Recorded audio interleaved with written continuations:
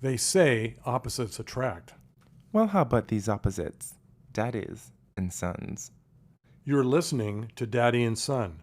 A podcast where we explore the dynamics of daddy and son relationships, multi-generational views, and everything else in between.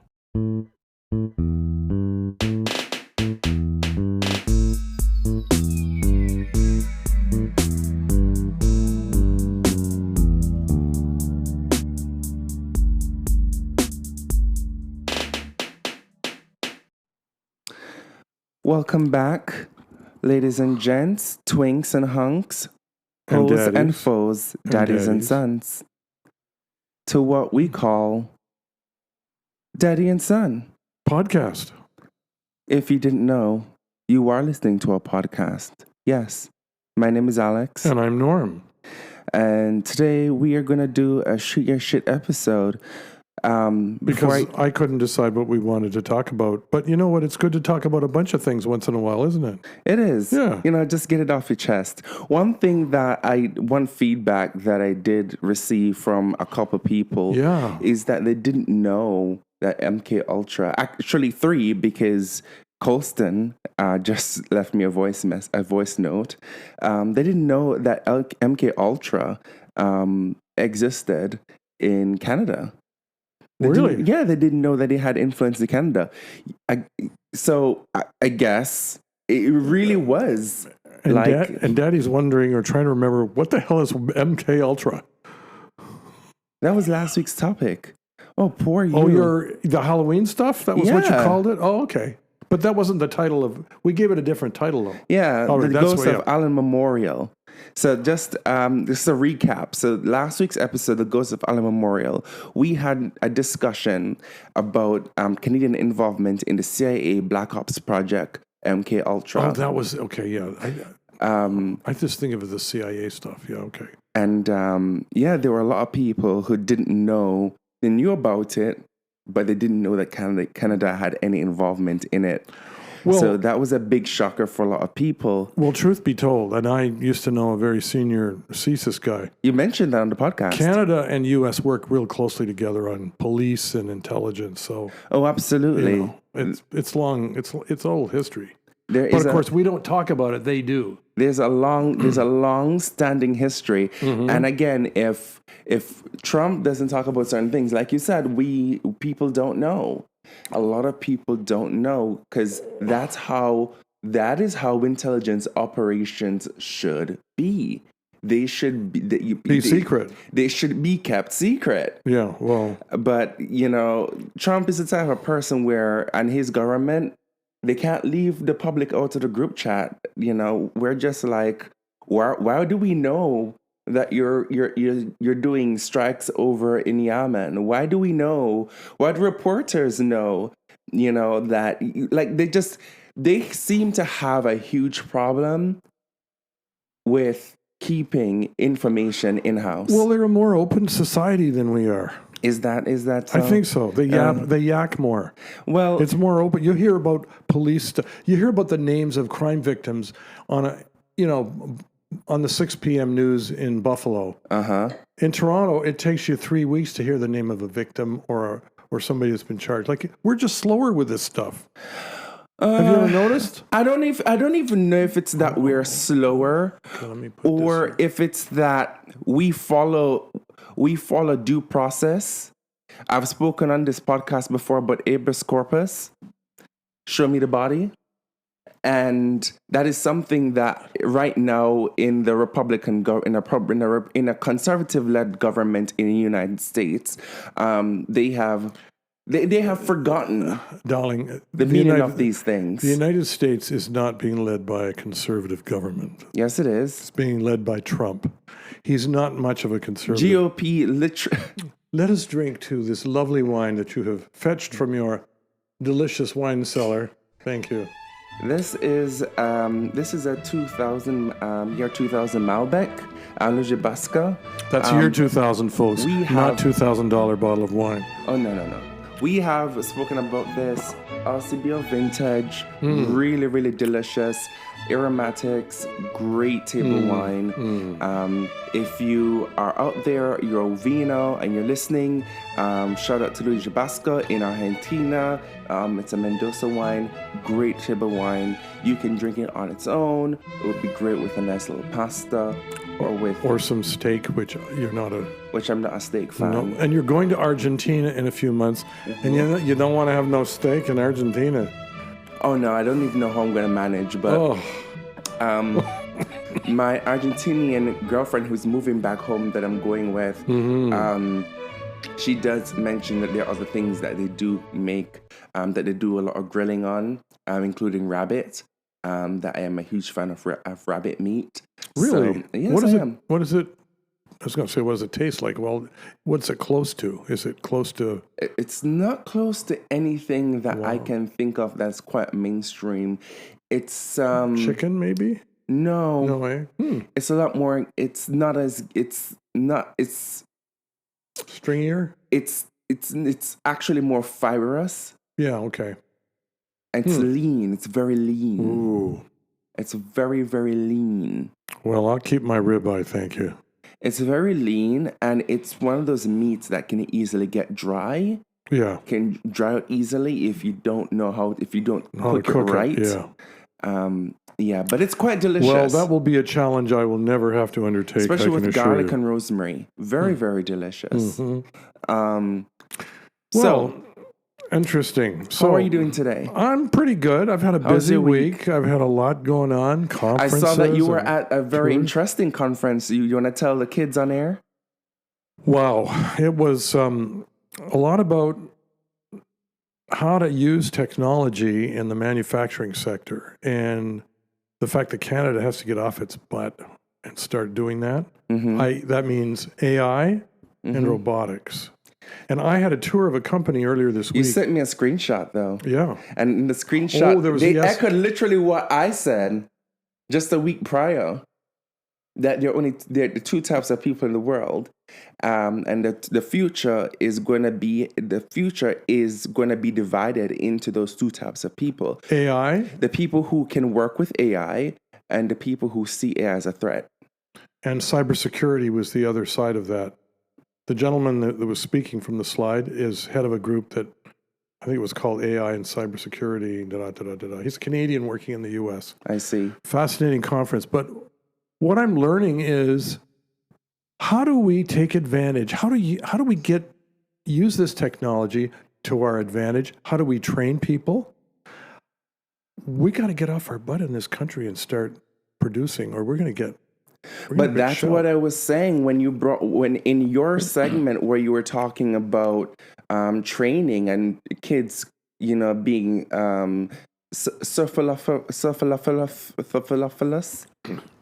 Oh, the ones who are sort of don't take their education that fluffing seriously off in school. Correct. And I'm like, it's because education today really can't be taken seriously because they're teaching kids how to drive. In a world where cars are going to start driving themselves, they're not teaching kids instead how to program self-driving cars. And this is the issue with education today, even especially informal education. Even technical schools or colleges aren't catching up to what the industry needs are. And we had a presentation from Centennial, from the head of Centennial. What they're doing is they're working very closely with industry. They have to do that. Yeah. There's no other way to be able to teach. Because Sentinel is one of those schools that's a very pipeline school where you go straight from they take you from nothing to being job ready. Sentinel is one of those schools, yeah. And other schools, other training facilities, the group that I do work for offline, the private career college, they got to be in the face of business. What do you need? What's going on? Yeah. How's the shop floor changing? Especially if they want to stay competitive. Well, I had a tour of a company the other day. They're in the business of electronics, wiring, welding. They produce stuff for the automotive sector, a bunch of different sectors. they won a product mandate from their U.S. company because they applied robotics. And they were able to, and you know, we think of robotics as replacing people and eliminating jobs. It's actually going to create more jobs for this company because they're going to be able to generate more income. But the thing is, the people who currently have jobs won't have jobs because they cannot fulfill the roles that are needed for the future unless Well, they're trained. they're able to adapt. Well, they're trained, Or they're trained. and they are being trained. But that's another issue, Norm. Not everyone is able to have that level of transition. There are companies that will make the time and say, okay, we are going to train you while we offboard you. So they create a training plan, a project plan, and they offboard you off one job and train you in the meantime and slowly integrate you into the new job. There are a lot of companies, and you, Norm, you're a business director. You know this. The first thing to get cut, especially in a recession, is training. Well, and a lot of companies do not take training seriously. They'd rather hire people with the skill. They're going to fall behind if they don't adapt technology and train the people. The problem's going to be, I asked these guys, do you hire apprentices? Yes, we do. But how do they get the apprentices? Well, those people got to go to college. So that means that's where a lot of kids are having a problem. They don't have the income to put into a training, like a career college or an education program that would then launch them into something else. And that's a real problem in the country. I mean, well, a lot of the kids that I'm talking to, they tell me that they have decided, because the other half that came out of the post that I created, in asking, just putting the word on the streets for the subject matter that you brought up, is that a lot of kids were like, yeah, I'm not going to college. That was some of the response. They don't see it leading to anything. They don't see anything profitable coming out of it. They see it as a waste of money. Because they're hearing from other kids who are in college. I can understand who that. are literally coming out like within 2022, 2023, saying that, hey, I just graduated and I'm still not able to get a job in the field that I'm studying. Yeah. And we're talking about people who are studying things like biomechanics, they're studying chemistry, they're studying mathematics. We're talking about and again, just like I mentioned, in 2025, you're still seeing news about professors telling kids you're not allowed to use AI to do your work, which is stupid, because in the workplace you're going to have to use it. And it will improve the outcome if you do it right. So we're literally stunting. Would you agree with that? We're literally stunting their growth. Well, we got to figure out a way to harness the potential of all the young people we have in this country, and put them to work. We need to lead through policy, Norm. We need to lead through policy. This is why I look to the EU. Cheers. This is why I look to the EU. The EU not only has a commission for AI, because they released, I think I spoke about this on this podcast, where they released the AI Act. So they not only have a commission for the AI, but they've also been the first. Italy is the first country to have a minister of AI. And Canada has one now too. We have a minister of AI? Yeah, he's our MP. Or my MP. I don't know if he's your MP. Let me look that up. Yeah. I didn't know we had a minister of AI. Yeah. It's David, I have a friend of, he's a friend of mine. Used to be CBC. Evan Solomon? Evan, yeah. October 8th, 2025. Oh, so it's very new. Mm-hmm. It's a very new position.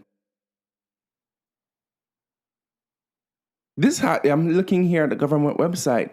So he was appointed on the Honorable Evan Solomon, appointed Minister of Artificial Intelligence and Digital Innovation, responsible for federal economic development.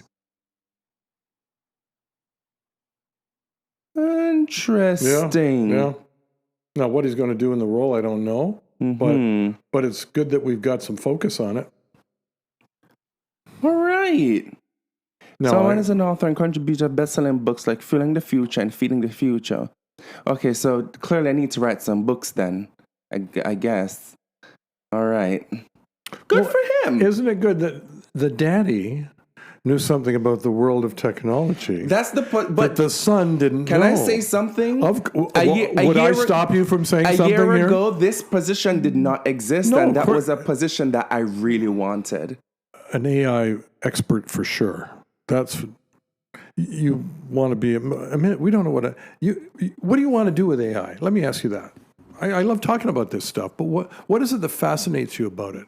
That is a very loaded question. Well, And I say it's a very loaded question because I need further context. but it's important to you. So why is it that you want to be a minister? Because I want regulation. I think we need adoption before we have regulation. No, we cannot have adoption without regulation. We need regulation so we know how to responsibly adopt. Well, companies are using it to improve improve their data. And I'm sorry, can I say something? Go ahead. I learned companies yesterday. use it to improve their data. Go on. Well, they're improving the way they do their processes. The information they can calculate very quickly. Wait a minute, we're not doing this right. AI is saying we should change the way we send this thing through the pipeline. That's simply applying the technology. Sure, but this is not about staffing innovation. But we still need regulation. If you have to use, let me use this as an example. There is a lot of, a couple months ago, Google released Sorna, their latest AI development, which is one of the first of its kind that can be used to produce and edit video content. That is, all you have to do is just put in a description of what you want, and it can create that video content. If you're a video editor, you can throw in your own video content into it, and then you can add features. So let us say you're doing a music video, and you say you want to make the person who is dancing seem like they're dancing in a field of ice. Then you can do that. If you wanted to make them look like they're dancing and it's in hell, you can edit it, and it will do that in just a matter of seconds. Now, the issue with that is that has come with a lot of lawsuits towards Google. Because in order to make that happen, they had to scan millions and billions of other people's intellectual property, particularly creatives it's an IP of the internet. I agree, it's an IP issue. Now, this is what we have a copyright issue. Yep, you're right. Now, the music industry has done a really good job of regulating the use of sound, right?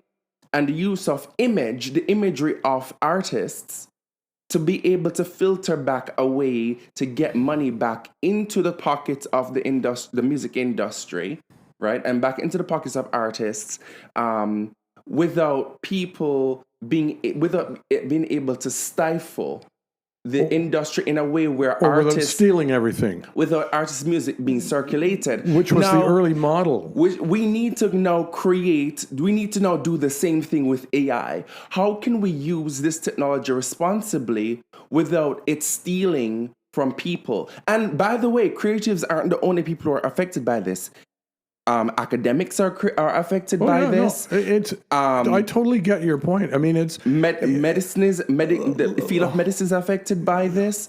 We're talking about news is affected by this. Reporters and journalists and news. They're just soaking it off the internet and putting it in their programs. Of the internet. So we now need to have. So this is not yes. A lot of companies are using it to manage their information and leverage data. That is great. That is all good stuff. And usually it's their own data.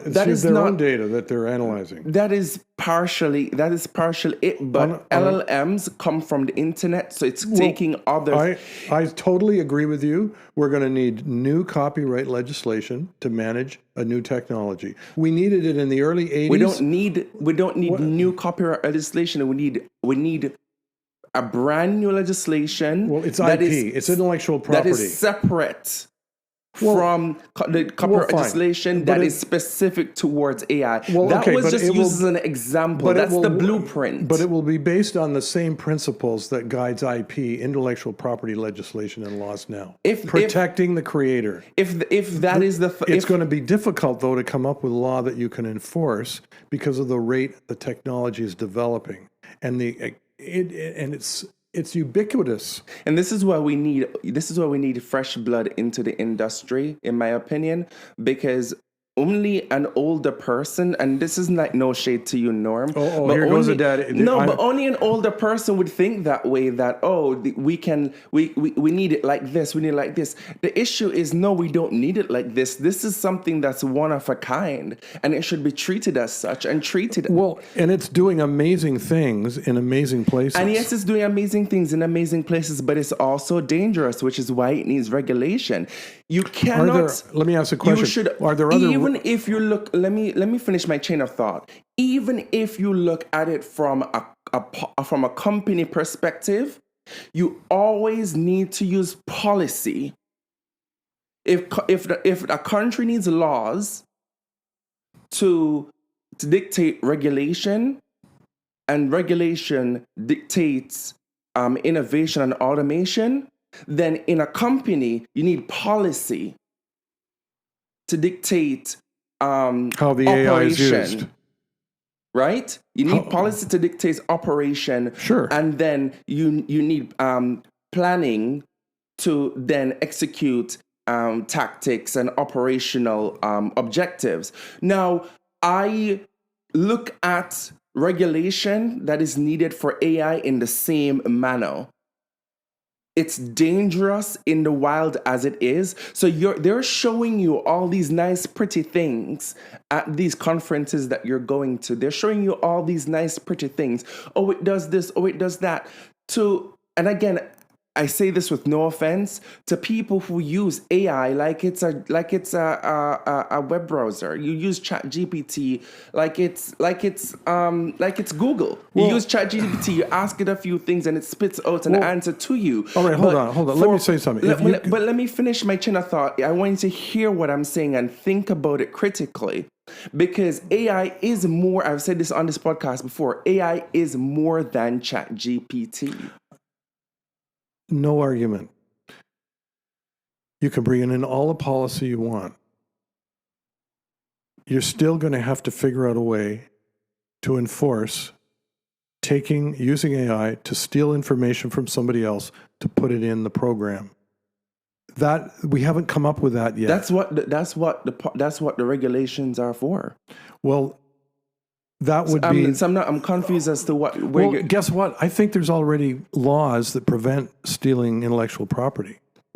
Are there not? I mean, it's a matter of enforcing the laws that exist now there are laws and applying it to where AI has been used to steal information. But correct? It's not the same. Well, it's not. I agree. We need protection. Here's why it's not this, and here's why it's not the same.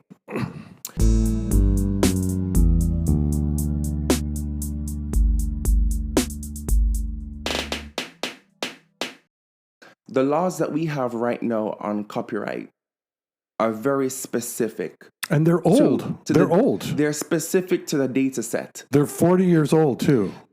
They need updating. And they're specific to the data set. And even the methods described in those laws in which the information can be ciphered are very specific to certain types of data sets. And they refer to technologies and practices that don't exist. AI I agree practices is beyond just ciphering. We're talking about blockchain, right? We're talking about methods of machine learning. And these methods and these processes are in its infancy.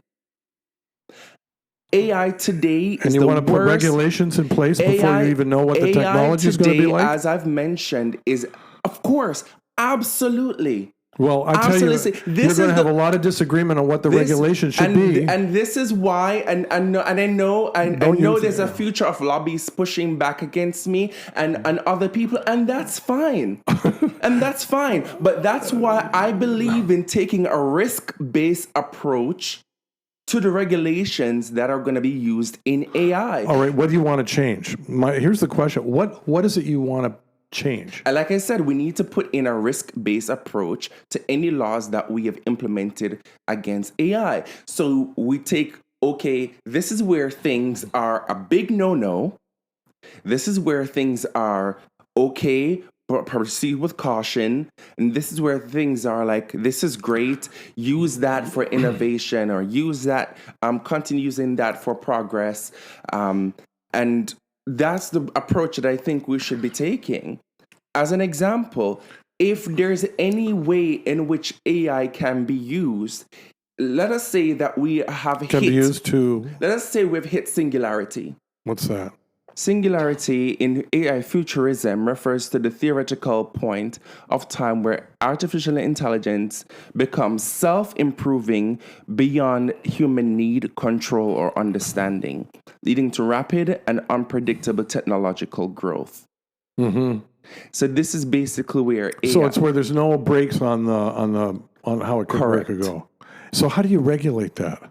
So this is where we... That's scary, isn't it? I mean, for especially if it got to a point where it's doing bad things socially or morally or ethically, correct. Yeah, I agree. And this is where you want to police that. You want to this is prevent where that. we put regulations in so that as AI progresses and is being developed, because it's in concept, I agree with AI that. is still a human. Well, it's still a human development. Nobody wants it to do bad things. Most good people don't want it to do bad things. Norm, right? Norm, let me stop you absolutely right there, because you, as a conservative, sitting here saying nobody Don't call wants me a conservative. But you are a conservative. Listen, that's irrelevant. How is that irrelevant? No, we're not having. Let me tell you why it's relevant. The same people who are funding the Conservative Party, one of the biggest donors of the Conservative Party, are the tech bros. All right. And because you don't want They're to funding accept... liberal. Look, that's irrelevant. Let's get back to your discussion about regulating. So you're shutting me down now because I'm answering the question. Go ahead. I'm answering the question. Go ahead, son. Go ahead. Let us even look down south. One of the best examples that with our bordering neighbor in the United States. Boring neighbor. That's the best entertainment we have right now. Elon Musk, who is known to influence elections not just here and the US, but even in Germany, where he's not only influencing in elections but funding parties in countries overseas. He Grok, his AI, went off the rails, which is now the internet now dubs as AI Hitler or Machina Hitler, because the AI itself, after going off on a stream of anti-Semitic rants, called itself AI Hitler. I heard about that.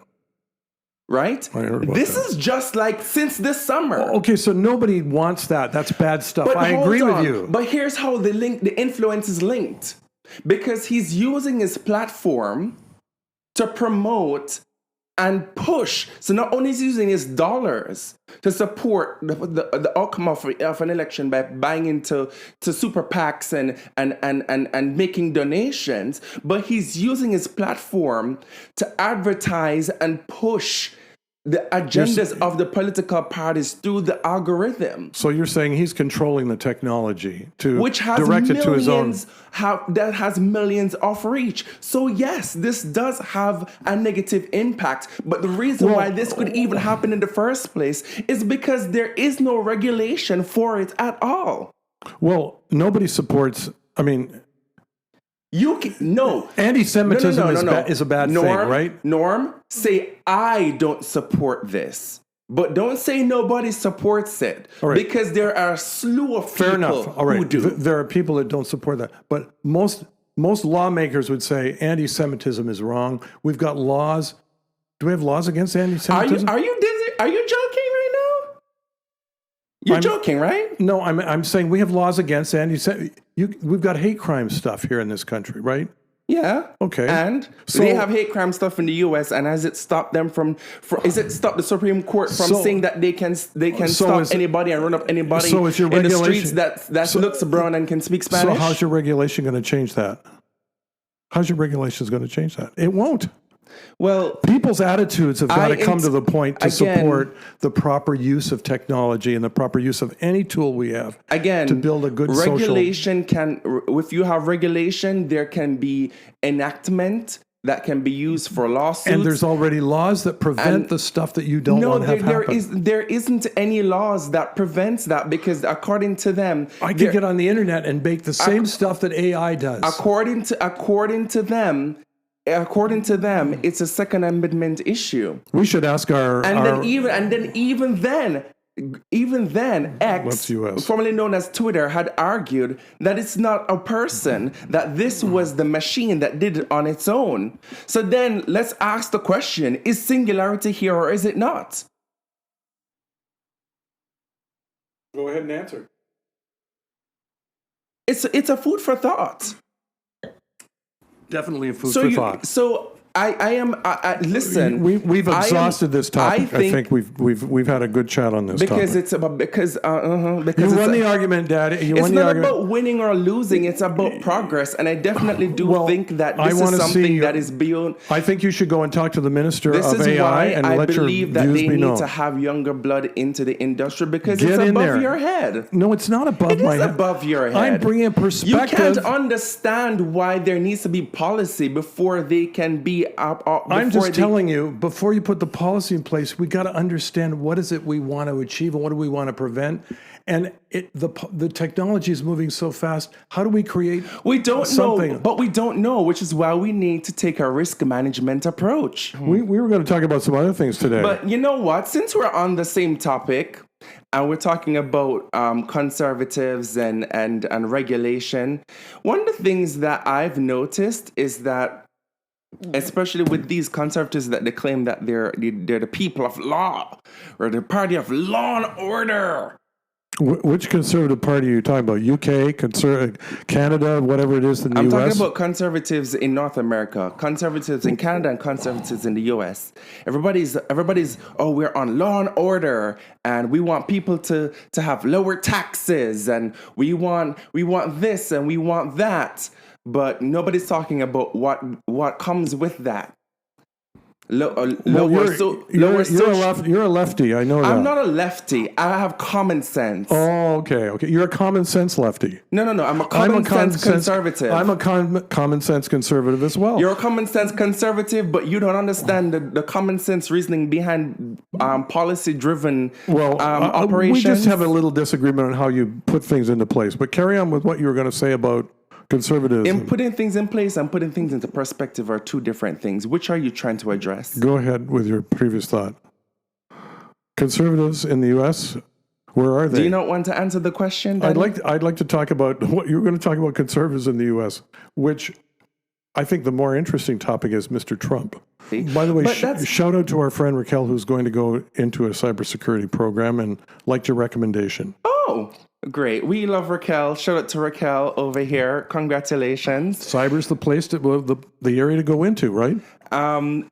We need more young people getting into this space. Of course. We need more young people. We need more people of color, these things. And this is why, again, we need regulation. We need young people, we need people who have skills. Young people who understands how it's evolving, where it's going.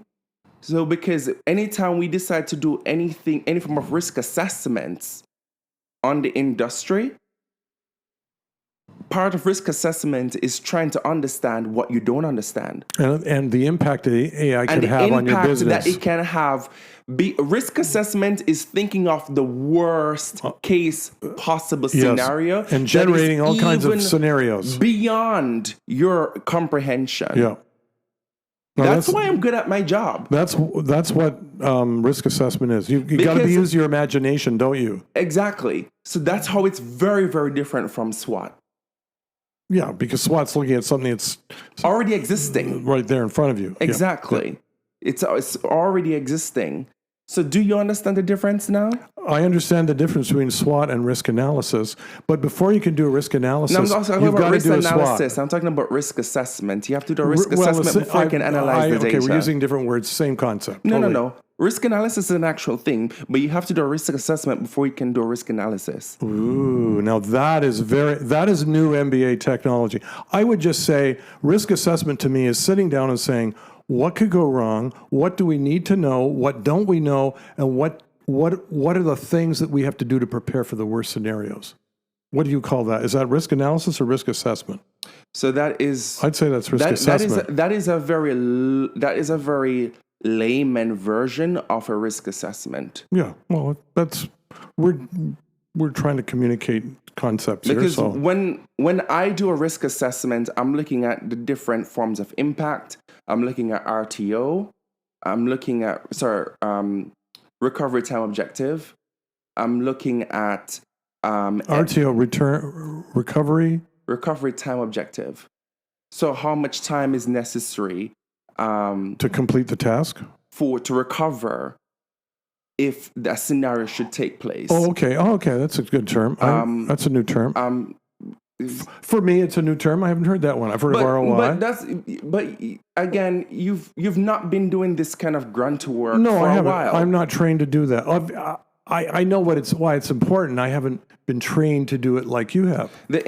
I'm not trained. I don't have an MBA. I'm not trained to do these things. You don't necessarily learn that stuff with an MBA. It's a specific discipline in management, and it's probably a bit of project management too. I don't right? I don't have I don't have a PM. Well, but that's good stuff to know. I mean, anyway, we got some other stuff to talk about today too. Well, anyhow, we're going to get another heated discussion. We're going to talk about Bill Gates and climate change, or should we? You know what? Or should we save that for another time? We can save that for another time. Well, here's the thing. Yeah, let's do that. Let's the girls save it for are another fighting. time. The girls are fighting. The Republican girls are fighting. I don't know what side of the. Well, we're talking about the shutdown. I'm talking about the civil war that's happening within the Republican Party. Yeah, well, and the shutdown's bringing a lot of that out, isn't it? Marjorie Taylor Greene. I guess the shutdown is bringing. She's now going on The View. She's on a whole. She's on a whole Democratic Hoba tour. She's even got a new hairdo. They said. She's redefining herself to be taken more seriously. I think she's seeing that things are going to start to move more to the center, away from Trump. And boy, you should read Susan Glasser's column in the New Yorker today. She is the best columnist in the United States. Sorry, folks, I know we're in Canada, but I spent a lot of time following the U.S., more so than Canada. I follow all of it, to be honest. I follow Canadian and I follow U.S. and UK. I follow all of it. Are they going to have a new prime minister there pretty soon? I heard they are. That's a whole other conversation. I get The Economist now, so that's a whole I'm other up to speed on what's going on across the pond. You know, I don't know what side of the internet you've been sitting on, but there's a hashtag on X and on Instagram that's been going around called Purple Revolution. Have you heard of this? No, I have not. Purple Revolution? The Purple Revolution. Oh, that's interesting. Purple. Now, that would be red and blue. It's the movement to the center. Correct. Yes. Red and blue equals purple. Yeah. Now, what? You see, Daddy does know a few things, folks. You know about the color wheel. Good for you. The color wheel. Yeah, I learned that in grade 3 art. You know,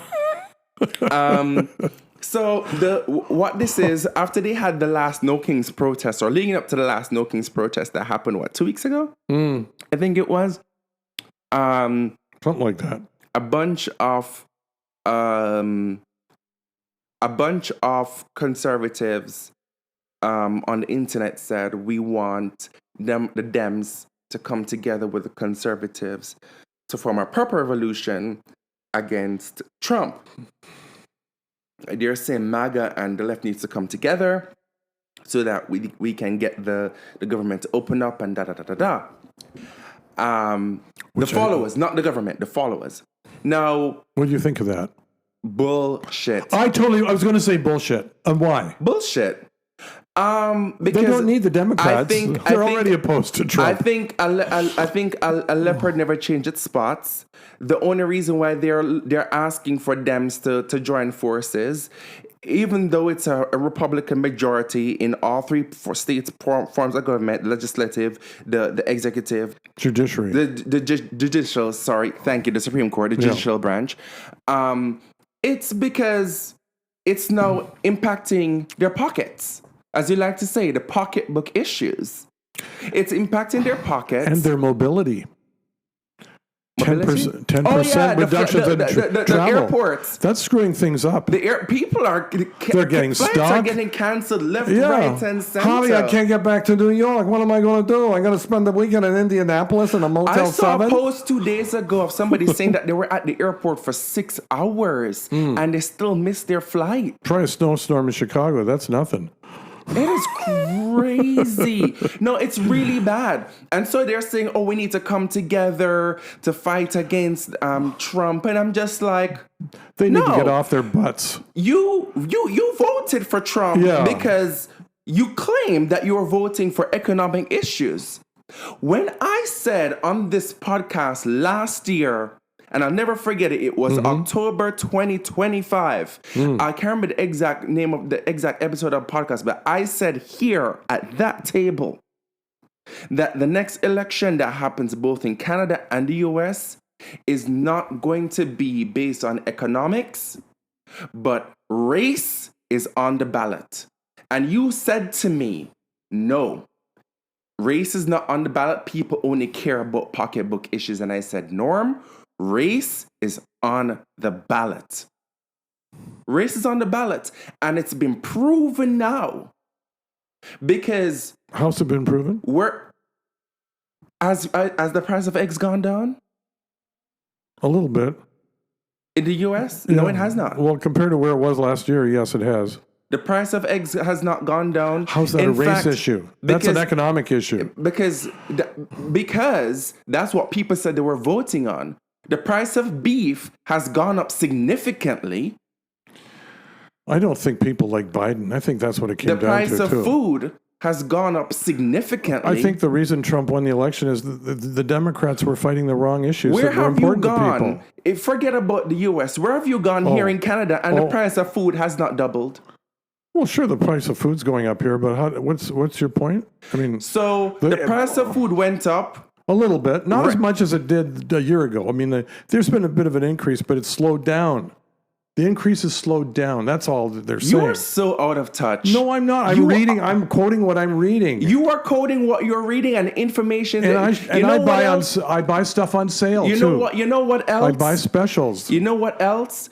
It is. This is another thing that I don't like about conservatives. When conservatives weren't in power in the United States, right? And people were saying, and Biden was saying, employment is at a record high. Inflation is stable, and the economy is doing great. People were like, No, I'm hungry. Prices are high, this and that. And they're like, but here's the stats. We don't care. Crime is rampant. And you're like, but crime has gone down over the past 5 years. Crime is at a record low. But I'm seeing crime.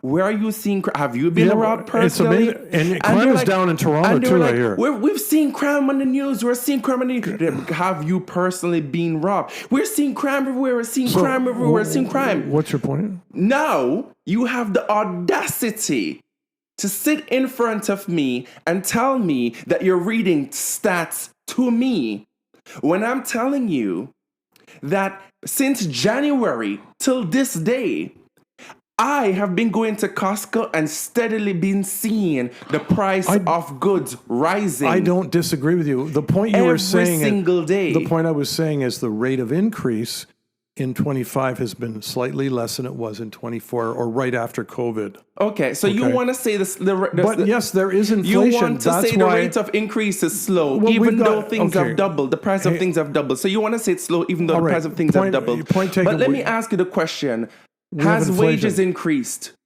Not a whole lot, and that's why people are struggling. When was the last time minimum wage was increased in the United States or in Canada? Well, in Canada, it was probably, in Ontario, it's because it's a provincial thing, probably about year ago or 6 months. I don't know. No. It was a year ago. So what's your point? The last time minimum wage was increased, it was under the Trudeau government. So if your point is people are struggling because of inflation, I agree. There's no dispute there. So when I said to you that this was not an economic, people say it's economics, and I said it was not economics. Well, in the United States, it was an economic issue, and it was also a lack of confidence. But in Canada as well, under Pierre Poilievre, race was on the ballot. What was on the ballot was the perception. Pierre Poilievre can I speak, speaks a lot like Trump. May I speak? Go ahead. People did not like Poilievre. I need to sip my wine anyways. People had more confidence, and you had more confidence in Carney as a manager than Poilievre. You mean as an economist? Yeah, well, somebody to manage the economy and take charge because of his banking and economics background. Someone who's an economist. Yeah, well, economists make a lot of mistakes, but that's why people voted for Carney. They didn't like Poilievre. So economists make a lot of mistakes. So States, it's still better to put somebody who his own party, his own constituents voted him out. So he's better for the country than a career economist. Carney won the election because he was perceived as a better economic manager. I'm not asking about Carney winning the election. I'm asking you a personal question now. Can you please answer? Not give me a political answer. What was the question? So you believe that Pierre Poilievre, who lost trust, the trust of his own constituents after 20 years, would have been better for the country I'm not saying that. than an economist, a career economist, who has ran not one but two World Banks. I think the Conservatives might have been a little more aggressive with the last budget, but I got to admit, Carney hasn't done a bad job as a prime minister. Much better. I'm not asking you that. That's not the question I asked you. I don't have to answer your question. I answer whatever. I can say whatever I want here. Okay. You can say whatever you want. Nobody's controlling the Q&A. This isn't a press conference. Okay, so it's okay. This is not a press conference. So you don't want to answer the question then? I'm answering it by saying. You're answering the question by telling me that you don't want to answer the question. That's fine. Moving on. We are. Don't put me on the defensive. That's not fair. But you said you don't have to answer the question. You went on the defense. I don't have to answer it because there's no answer to it. There is an answer to it. You just chose not to answer. Ask me the question again. There's a difference between saying I don't want to answer versus I don't have an answer. There's a difference. What's your question?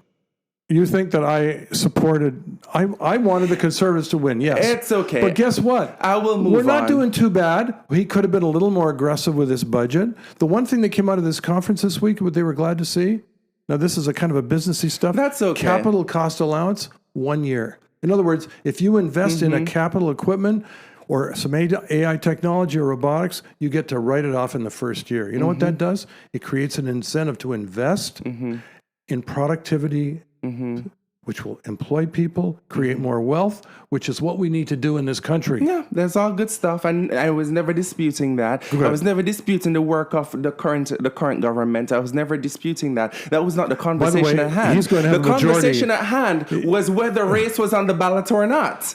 Well, I didn't see. But you refused to answer the question. Everybody, that's okay. Look, you don't have to acknowledge it. But the race. Your question about what's on the ballot. Different people look at an election and they have different things that they consider important. But for you, it was race. For most people, it was economics. At least in Canada, right? They say, but again, people say that all the time. People say economics is the issue. Pocketbook issues are what make people vote. But you cannot have. You're out to lunch. You are out to lunch on that. You cannot have. I'm sorry. No, because you cannot have. You are wrong.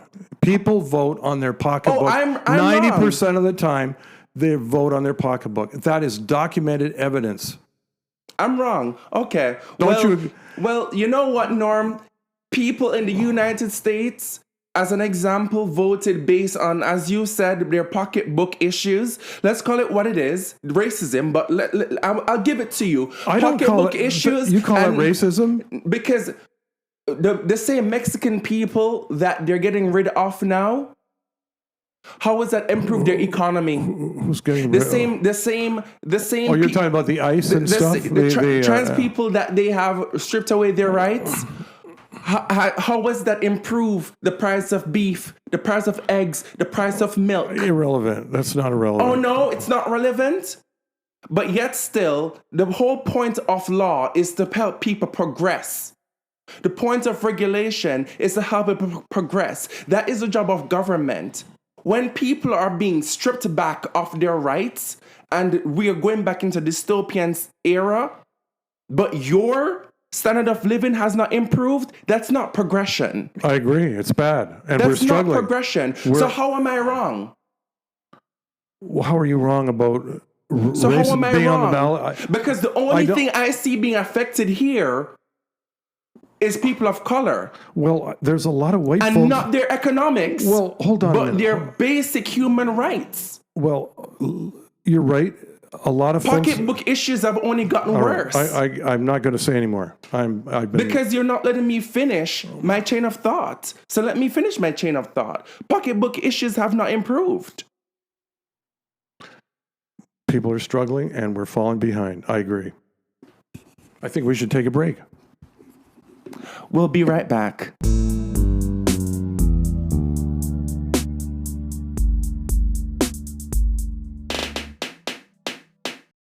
The glasses are filled. The beverages are poured. The libations are going, and we are back. The wine has been aerated. Do you have wine in your glass? I sure do. If not, pause and come back. Oh, the folks we're listening to. And we're half full types here, aren't we? There you go. So clearly by now your glass should be full. If your glass ain't full, you don't know what to say to you. Put your AirPods in. And we're back to Daddy and Son. Well, if your wine glass is full, you have a problem. Nurse, she's out again. So we were talking about the friction, the civil. I call it the civil war in the Republican Party, because you've seen MAGA versus right-wing conservatives going back and forth. Like we talk about Marjorie Taylor Greene, she's going on her whole reinvention tour. But they've been given in to Trump all along. And that's starting to change, is what you're saying? And we should still be stoning them. We should, in the words of Spice, scan them. We should no. Don't be coming over here now, Marjorie Taylor Greene, and trying to sit with the Dems. You can't sit with us. You can't eat with us. We don't want you over here. I find it ironic. Even like the Republican influencers, the Ben Shapiro's, the Candace Owens, even Officer Tatum, right? What I find it interesting. Did you see what happened over on Monday, Tuesday on the news, where a lot of Republicans were going online saying that Tucker, because of the podcast, you know who Nick Fuentes is? Yeah, what was so that? Nick Fuentes had a podcast with Tucker Carlson. Oh yeah, I read about this, and he didn't shut him down. He didn't shut him down. Yeah, correct. So a lot of the Republicans are like, we have no place for anti-Semitism. We have no place for anti-Semitism. I'm like, interesting. So when Nick Fuentes is going off on black people, because he's a white nationalist. I'm proud white nationalist. Because I remember I watched it the following day. I had a split screen while I was working. And I was just there eating my snacks. I'm glad to see that you're so devoted to your work that you have to spend half your time watching U.S. politics. And I always have a split screen. I either listen to a podcast or some. Even when I was in office. Well, the work I do requires my full attention. Is that right? Even when I was in his office, my boss would walk by and he'd be like, "What you watching?" And I'll just be like, "Oh, I'm just watching the news." Because remember I told you, like, even when I worked in a SOC, we would have the news on mute on multiple screens. Yeah, so you could kind of... Because my job requires a part of cyber intelligence. Requires us being on top of the news. So yes, I do follow news in a split screen while I'm working because it's a job requirement. But I digress. But I like that. That would be a great job to have. Because I'm a news person too. Do you know what they said? Jacques Ellul said this in a book. A man in the news is a man without a memory. Eh? a man in the news is a man without a memory. Expound. It's in a book called The Political Illusion, which I read probably 50 years ago. So I'm afraid Is it because I the news sector is always continuous? I think it's because, you read and then you forget. You read and then you forget. Well, But who cares if you're on top of it this at the one time? over here never forgets. Let me tell you that. Oh, I can So, believe that. so Tuesday, I was just sitting down minding my black business, only to see, Ben Shapiro going off online, putting in a compilation of all the racist and anti-Semitic things that Nick Fuentes has said, and asking for black people to boycott him. I'm like, what are we talking? Who is your target audience? Nick Fuentes is a white nationalist. Black people aren't checking for him. We don't care. Yeah. We already see. The reason why I respect Nick Fuentes is because he doesn't mince his words. He's not a mush mouth. He doesn't say things and then moonwalk it back and pussy pop and flip-flop. Even though you don't agree with him. I don't agree with him, but he says what he says and he means what he means. He stands proud as a white nationalist and he says it with his chest. And I respect him for it. And what about Tucker Carlson? I bet you don't respect him. And Tucker Carlson will be the one who will say racist bullshit and say, oh, I'm just asking questions. We're just having a conversation. He hides behind saying racist bullshit and then turning around and say, when people, when people throw lawsuits at him or people attack him, oh, I'm being canceled. We can't have a conversation anymore? I thought this was America. Why don't people have conversations anymore? I'm just asking questions. I think the biggest event of the past week was the elections on Tuesday. Oh, yes. I mean, and Mr. Trump got his ass kicked. Where they all got... No. It's not an ass kick. Well, maybe somewhere else. The Dems took belt to ass. That's not an ass kicking. That's an ass whooping. Well, that's for sure. Yes. They did. Yeah. A swoop. And let's hope that same thing happened. The other thing that happened this week was the Supreme Court hearing on the tariffs. Well, the Supreme Court justices were rather skeptical of what the government is trying to do to support tariffs. Well, skeptical they may be, but I don't. We haven't seen their opinion yet. Thank you. Yes, I don't see them blocking him, and that's a conversation. I didn't either, but I think based on the questions. Well, who knows? Mm-hmm. We saw the same thing when RFK was had his hearing, and the same thing when Kesh Patel had his, and they said, "Will you be using using your influence?" They lied through their teeth. They lied through their teeth all the time. What do you mean? Please, girl. And they did the same thing. They asked them hard questions and they make it seem like they weren't going to vote one way and they still vote another way. Step aside. All of these girls need to step aside. But I'm here for it because the Republican girls are fighting. The Jewish Republican coalition that they had earlier this week, the girls were the Jewish Republicans. And shout out to my girlfriend Max, who is a very staunch Jewish conservative. Well, I think the Tories could use a new leader, but he's the one we've got right now, and he's the one you all should be writing to get him thrown out. But I digress. Well, I don't give them money, I can assure you. What get asked every week. What did Caroline Lovett said? By the way, Caroline Lovett she's holding it down. Yeah. She is holding down that White House. She has gumption, that lady, doesn't she? Gumption? Is that what you want to call She knows gumption is one thing. She can stare at you and just say you're a great person and hate your guts. Bitch. I've never seen someone who can lie and keep a straight face like that woman. When I grow up, I want her skill set. Isn't that something that her boss sort of emulates? No. Trump does it. I think Trump really believes the shit that he says. She does not. Oh, you're sure She of that? is good at. She is so You good can at tell it. inside she doesn't, eh? She's like, if you want this shutdown to stop, you need to call the Democrats. Is there a 1-800 call Democrats hotline? Did she say that? Oh, She that's said funny. that. Oh, I'd love I to see was that. like, this Oh, woman is yeah. everything. Trump must love her. I- Plus, she's got blonde hair, and Oh, yes. that's 4 extra points in That's 10 points extra for her.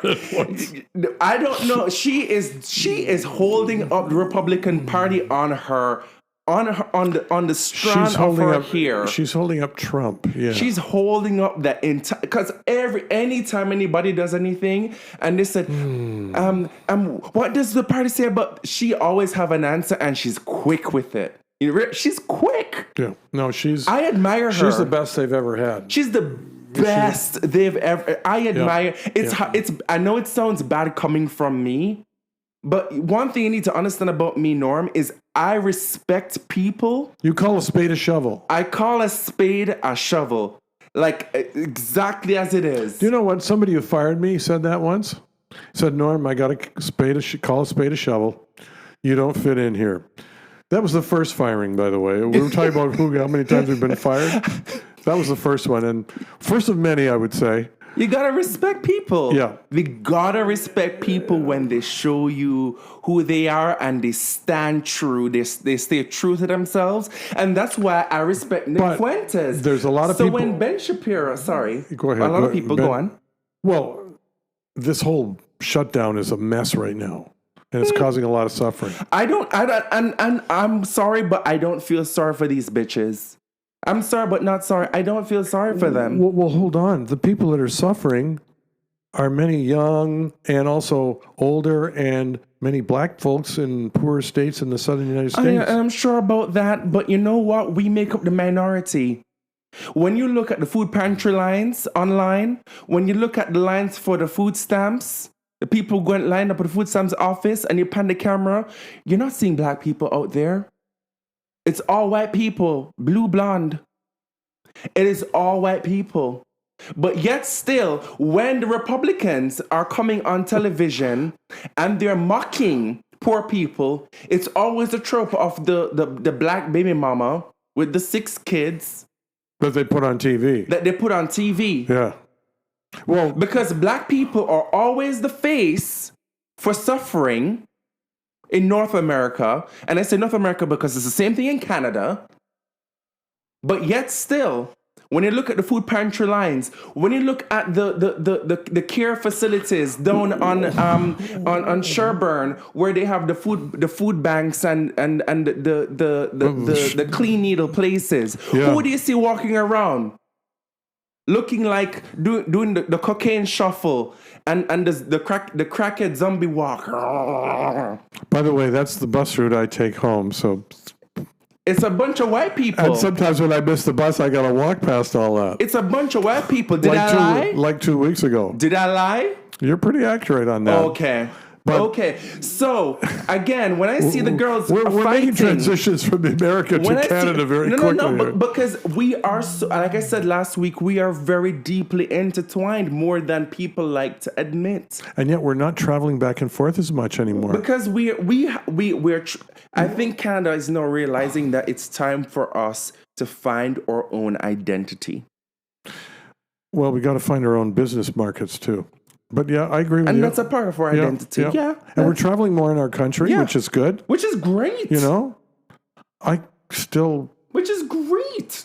don't want to travel a whole lot in Canada. I've seen enough Well, of it. that's your business. You know, I've seen enough of the United States too. That's your business. I wanna go to Argentina. Canada I is wanna such go to- a rich country. It is. We've got some and great there's places. so much to do. Alberta, There's so British much to Columbia, unpack. My Nova next big Scotia. Canadian trip I want to go is to Nunavut. I would love to visit North Pole and watch the You wanna the go to whales North Pole? migrate. Yeah.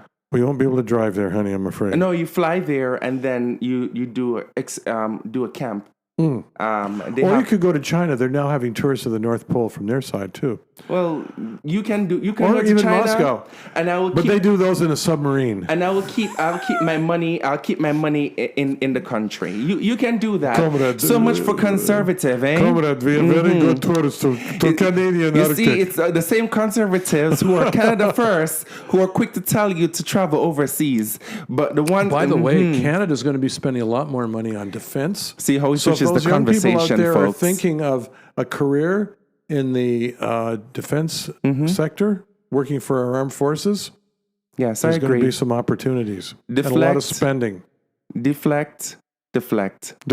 How did I deflect? You deflect. I'm talking about one thing. Oh, by the way, defense. No, but I'm trying to educate our audience to people that are thinking about their future, all right. about some opportunities that might be there. Yes, that's all right. You know.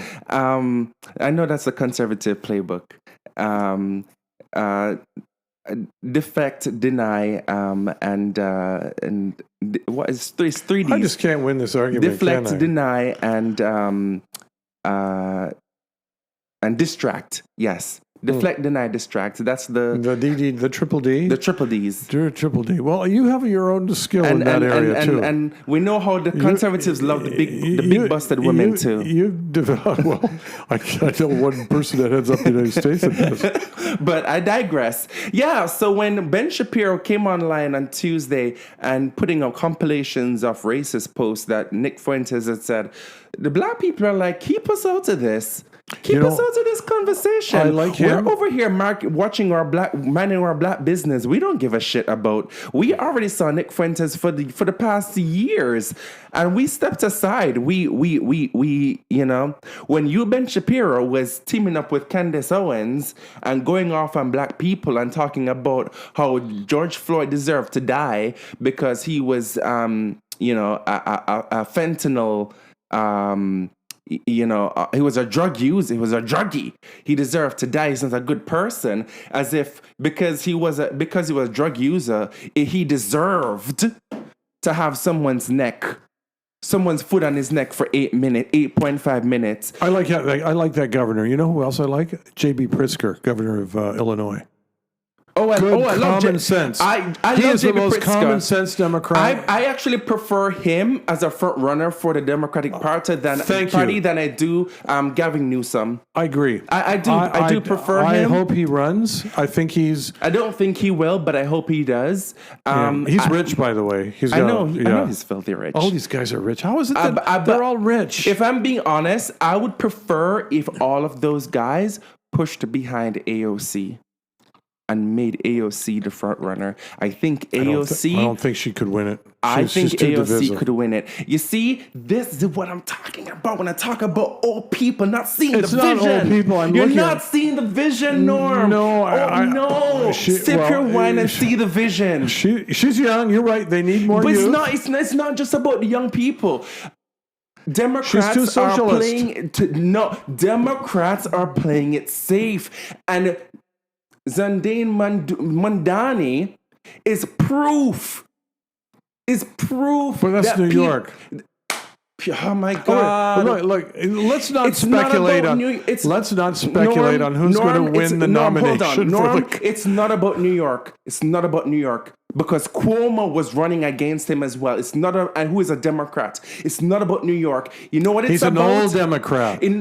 But that's why he lost. That's the problem. The old Democrats are backing up all Democrats, and they're following this succession policy. Like, oh, you wait your turn, you climb the ladder, and you get pushed to the front. They're following this centrist type of politics, but the people are saying that we are leaving the Democratic Party and we're voting independent. We're identifying as independent because the Democrats are weak.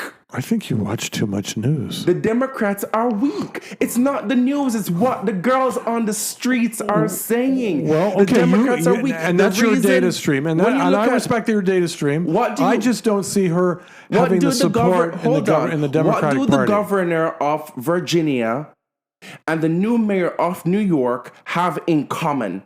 It's not their constituents, because you keep saying it's Well, New hold York, on. it's New York. They're different. They're different. The new in Spanberger in Virginia is more of a centrist. She's more of a, I didn't ask you that. I asked you, what do they have in common?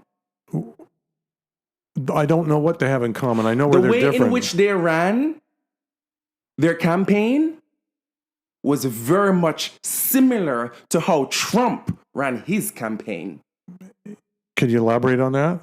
They focus on people forward issues People forward issues. Okay, that sounds good. rather than focusing on, but they're different. rather than they have very different ideologies. rather than they fall.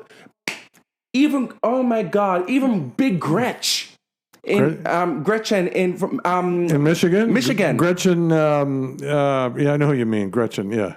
Shout out to Big Gretch, because even she, as well. Again, you may look at her and say, "Oh, she's very centrist. She's very centrist." There's nothing centrist about going out into the community and asking people what they want, what they need, running on that. There's some good women in U.S. And politics. not only running on that, but on day one. I like Elisa. On day one. I like Elisa Slotkin in Michigan. She has already put into place policies to not only she said, "Oh, you guys are having a government shutdown over there. Oh, fine. You can do what you want." She is a Republican governor. Oh, she stepped in on the SNAP program, right? With a Republican House representative stepped in, took care of the the potholes in the roads, put money, $1 billion towards that, was able to went to reserve to fund it for SNAP for her community and keep the lunch program for the kids running. What do you mean government shutdown? Government ain't shut down over here. So your point is? So the point I'm trying to make is the one thing that they have in common is that they care for people. They've taken the Republican playbook and flipped it on its head, right?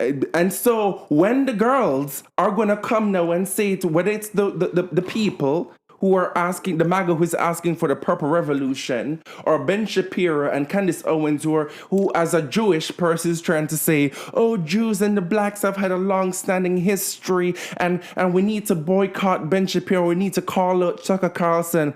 I'm like, would you like me to put a compilation of all the racist bullshit you've said, Ben Shapiro, over the past 2 years, 2 months?